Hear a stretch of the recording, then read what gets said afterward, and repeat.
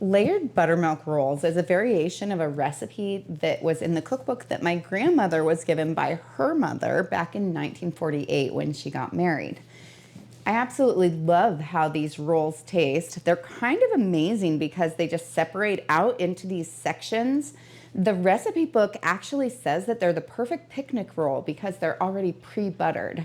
The other thing I really like about this is I've gotten into making my own butter recently. A byproduct of that is, of course, buttermilk. And so it's nice to have a recipe that works really well with that. The first step is to combine 2 1/4 teaspoons of yeast, 2 cups of warm buttermilk, 1/3 a cup of warm cream, 1/4 a cup of sugar, and 2 tablespoons of melted butter. I'll then allow this to sit for 5 to 10 minutes to allow the yeast to activate. Now that the yeast is nice and frothy, it's time to add in the rest of my ingredients. I then add 4 cups of flour, half a cup of vital gluten.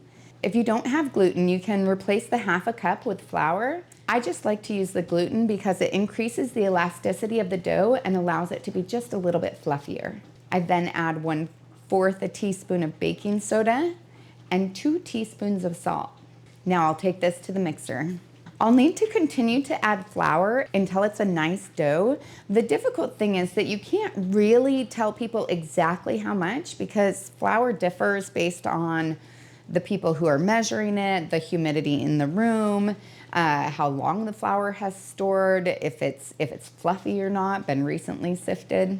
Essentially, what I want with this dough is I don't want it to be sticky anymore. I don't want it to stick to the sides of the bowl. And when I touch it with my hand, I want it to be still slightly wet, but not sticky.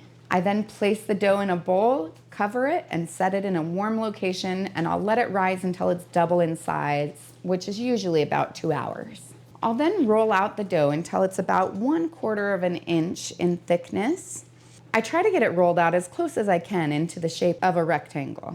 I then brush it with melted butter. I cut off the edges to make a nice straight side, and then I'll cut those into small sections, and I'll put those in their own little cup in the muffin tin, just so that they're still eaten. I've never had anyone complain about them. And cut it into 2-inch squares. 2 inches is about the length of your thumb. I then stack anywhere from 4 to 6 squares together sideways in a greased muffin tin. I usually like to use coconut oil. I feel like it adds the flavor just a little bit. I now let it rise in a warm place for about 30 minutes or until it's just nice and fluffy. I then bake it at 400 degrees for 15 to 20 minutes or until it's just kind of golden brown on the top. I love these rolls every time I eat them.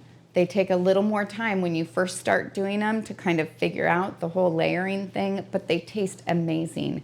Even my sister-in-law, I gave her the recipe and the buttermilk and everything to get her going for it, and she called me back and was just amazed at how good it tastes.